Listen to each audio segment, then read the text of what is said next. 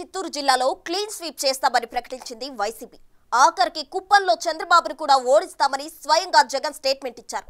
అయితే పోలింగ్ తర్వాత వాస్తవ పరిస్థితులు పరిశీలిస్తుంటే అంత సీన్ లేదన్న అభిప్రాయం వ్యక్తమవుతోంది. జిల్లాలో వివిధ నియోజకవర్గాల్లో వైసీపీ అభ్యర్థులకు సొంత పార్టీ నుంచే వెనుపోట్లు పడ్డాయట. చెవిరెడ్డి కొడుకు పోటీ చేస్తున్న చంద్రగిరిలో పోలింగ్ తర్వాత సీనియర్ నేతపై వేటు వేసింది అందుకే అంటున్నారు. నగరిలో తనను వెన్నుపోటు పొడిచారని పోలింగ్ నాడే రోజా చెప్పడం ఆ ప్రచారానికి బలం చేకూర్చింది. ఆ క్రమంలో సీనియర్ల ఆధిపత్య పోరు జిల్లాలో వైసీపీ క్లీన్ స్వీప్ ఆశలపై నీళ్లు చల్లే పరిస్థితి కనిపిస్తుందన్న టాక్ వినిపిస్తుంది. ఉమ్మడి చిత్తూరు జిల్లా వైసీపీలో విచిత్ర రాజకీయ వాతావరణం కనిపిస్తుంది. పోలింగ్ పూర్తయి రిజల్ట్స్ కోసం ఎదురు చూస్తున్న వైసీపీ క్యాండిడేట్లు ఓటింగ్ సరళిపై పోస్టుమార్టం చేసుకుంటున్నారట. ఆ క్రమంలో పలు నియోజకవర్గాలలో సొంత పార్టీ నేతలే అభ్యర్థులకు వ్యతిరేకంగా పనిచేసి ఓడించడానికి కృషి చేశారని తేలిందట. దానికి తగ్గట్టుగానే ఆయా నియోజకవర్గాల్లో పరిస్థితి కనపడుతుంది.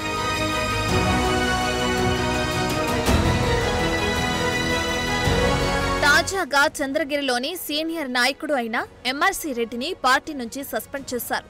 దానికి కారణం ఆయన టీడీపీ అభ్యర్థి పులవర్తి నానికి సహకరించారని చెప్తున్నారు. ఎంఆర్సీ రెడ్డి మంత్రి పెద్దిరెడ్డి అనుచరుడు. గతంలో ఎమ్మెల్సీ కోసము ప్రయత్నించారు. అయితే దానికి చెవిరెడ్డి భాస్కర్ రెడ్డి అడ్డుకున్నారన్న ప్రచారం ఉంది. ఆ క్రమంలో ఈసారి ఎన్నికల్లో చెవిరెడ్డికి వ్యతిరేకంగా ఎంఆర్సీ రెడ్డి వర్గం పనిచేసిందని అంటున్నారు. సొంత మండలం ఎర్రవారిపల్లితో పాటు నియోజకవర్గ వ్యాప్తంగా ఎంఆర్సీ రెడ్డి చెవిరెడ్డి వ్యతిరేక వర్గాన్ని కూడగట్టి టీడీపీకి అనుకూలంగా పనిచేయించారట.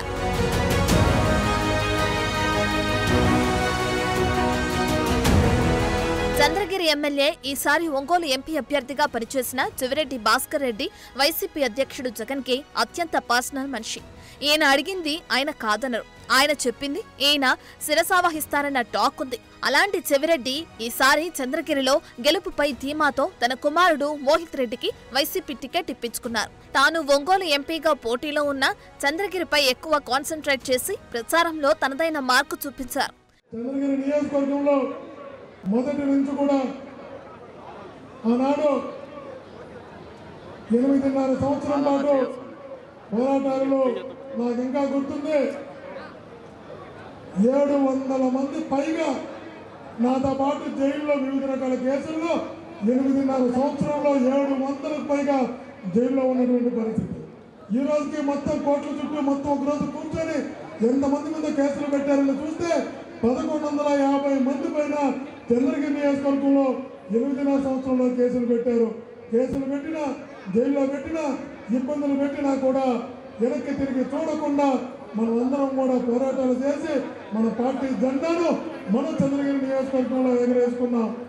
జగనన్న ముఖ్యమంత్రి అయిన తర్వాత ఈ రాష్ట్రంలో బాగా అభివృద్ధి చెందినటువంటి నియోజకవర్గాల్లో ఒక నియోజకవర్గంగా చంద్రగిరిని తీసుకెళ్లడంలో మనం అందరం కలిసికట్టుగా పనిచేశాం. తన రాజకీయ గురువు తిరుపతి ఎమ్మెల్యే పూమన కరుణాకర్ రెడ్డి, మంత్రి రోజా ఇలా తిరుపతి జిల్లా ముఖ్య నేతలందరితో ఆత్మీయ సమావేశాలు పెట్టి చెవిరెడ్డి తన కుమారుడి విజయం కోసం కృషి చేశారు. ఈరోజు వినమ్రంగా నిలబడ్డటువంటి నా శిష్యుని పుత్రుడు, నాకెంత చెప్పినా తక్కువ, చిరంజీవి మోహిత్ని అత్యధికమైన మెజారిటీతో గెలిపించమని మిమ్మల్ని అందరినీ కూడా ప్రార్థించడానికి నేను నిజానికి ఆరోగ్యం సహకరించకపోయినా తప్పనిసరిగా రావాలి అని మరీ వచ్చి నా విజ్ఞప్తిగా మీ అందరికీ వేడుకుంటున్నా. భాస్కర్ని గురించి నేను ప్రత్యేకంగా చెప్పాల్సింది ఏమీ లేదు. మా ఇద్దరిది 30 సంవత్సరాలకు పైగా బాంధవ్యం. భాస్కర్ని రాజకీయాలలోకి తీసుకువచ్చింది నేను, రాజకీయంగా ఎదగాలని కోరుకున్నది నేను. ఈరోజు ఎంతో పెద్ద ఎత్తుకు వెళ్ళినటువంటి వ్యక్తి భాస్కర్. అంతా కష్టపడిన చెవిరెడ్డి చంద్రగిరిలో పోలింగ్ తర్వాత పోలింగ్ శాతం గణనీయంగా తగ్గడంతో గ్రౌండ్ లెవెల్లో ఏం జరిగిందనే దానిపై పోస్టుమార్టం నిర్వహించారట. గత ఎన్నికల్లో చెవిరెడ్డి మార్కు పోలిష్మెంట్ పనిచేసి 89% పోలింగ్ నమోదైంది. అది ఈసారి 79.89% తగ్గిపోయింది.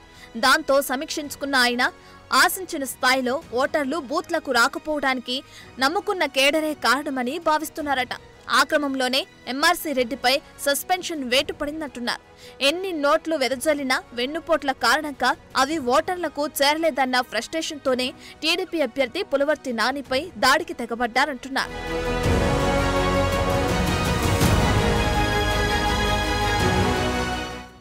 నగరి నియోజకవర్గంలో కూడా వెన్నుపోటు రాజకీయం అంటున్నారు. మంత్రి పెద్దిరెడ్డి అనుచరుడిగా పేరున్న కేజే కుమార్ వర్గం పార్టీలో ఉంటూ రోజాకు వ్యతిరేకంగా పనిచేయటమే కాకుండా టీడీపీకి ఓటు వేయమని చెప్పారని సాక్షాత్తు మంత్రి రోజానే తన మీడియాకు ఇచ్చిన ఇంటర్వ్యూలో తెలిపారు. అంతకుముందు చెవిరెడ్డి మోహిత్ రెడ్డి కోసం చంద్రగిరి సభలో పాల్గొన్నప్పుడు ఆమె విజయంపై ఒక రేంజ్ లో ధీమా వ్యక్తం చేశారు. జగన్ గారిని జనాల్లోకి వచ్చి ఏమీ చేయలేని తెలుగుదేశం పార్టీ వాళ్ళు ఏసీ రూముల్లో ప్రెస్ మీట్లు పెట్టి ఓడిస్తాం ఓడిస్తాం ఓడిస్తాం అంటారు. అలాంటి వాళ్ళకి చెప్తున్నా, ఓడిస్తాం ఓడిస్తాం అంటే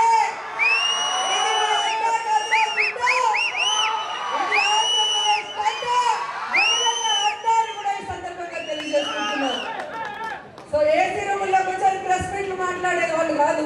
ప్రజలకి కావాల్సింది ప్రజలకి అందుబాటులో ఉండి ప్రజల కష్ట సుఖాల్లో పాలు పంచుకొని మన అనే నాయకుడు ఉన్నప్పుడే అందరి భవిష్యత్తు బాగుంటుంది. అంత ధీమాగా కనిపించిన రోజా పోలింగ్ ముఖ్యంగానే డీలా పడిపోయినట్లు కనిపించారు.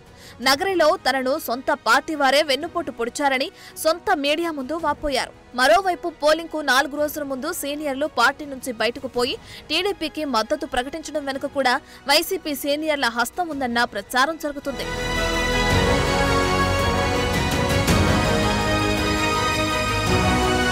చిత్తూరు నియోజకవర్గంలో కూడా ఇదే విధంగా నడిచిందంటున్నారు. మొదలయ్యార్ కార్పొరేషన్ చైర్మన్ అయిన బుల్లెట్ సురేష్ ఎన్నికలలో వైసీపీ తరపున కనీసం ప్రచారం చేయలేదు. ఆయన తన వర్గానికి కూడా ఎన్నికలలో పనిచేయమని చెప్పలేదు. మీరంతా టీడీపీకి అనుకూలంగా పనిచేశారని అంటారు. బుల్లెట్ సురేష్ సైతం పెద్దిరెడ్డి అనుచరుడు కావటం విశేషం. తిరుపతి నియోజకవర్గంలో సైతం ఇదే విధంగా వైసీపీలో ఓ వర్గం పార్టీ కోసం పనిచేయలేదు. వీరిలో కొంతమంది ఎన్నికలకు ముందు టీడీపీ జనసేనలో చేరిపోయారు.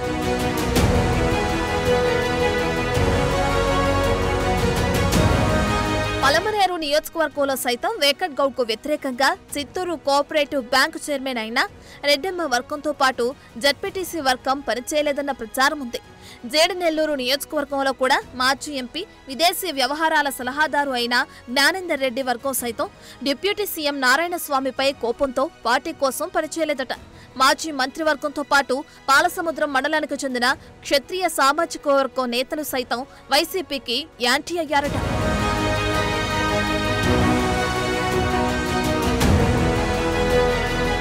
శ్రీకాళహస్తిలో సైతం వైసీపీలోకి ఓ వర్గం పనిచేయకుండా సైలెంట్ గా ఉంది. పరోక్షంగా టీడీపీకి మద్దతు ఇచ్చిందట.